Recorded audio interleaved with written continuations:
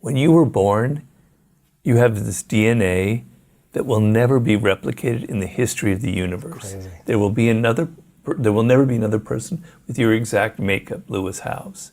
And on top of that, no one will ever have your exact parents and your upbringing and your early life. So there's only one of you that's ever existed, right?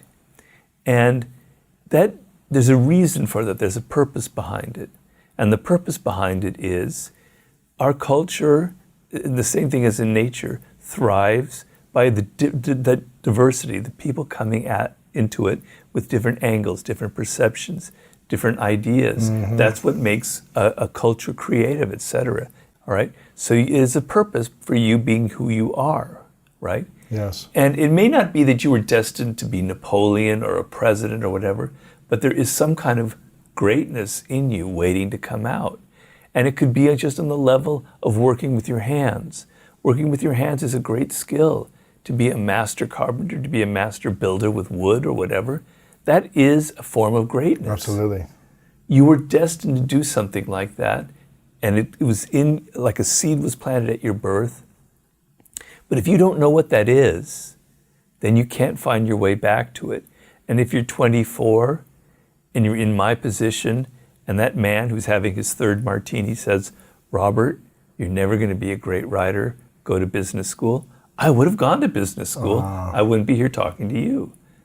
But I kind of sensed deep down inside that I was destined for something else, right? I talk to a lot of people, particularly in the podcast world, people who began other careers. They went into law, they went into something else. Mm-hmm. They weren't happy, right? And then they found their way to like creating a podcast, and it's taken off, right?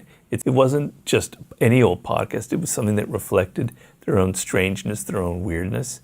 But they have discovered something that they were destined to do that makes them different, right? Yes. Because there are a million other people who can do the same thing out there in this world. But there's only one person like you, born with your own strangeness, your own inclinations, you know? Absolutely. There's that Jimi Hendrix song, I don't quote him often, but he says, I'm going to wave my freak flag high, right? You're different, but embrace it. That's your source of power. And when people criticize you and you have setbacks, you'll land back on your feet if you know that. You'll have moments of doubt and depression like I did, but you'll eventually land back on your feet.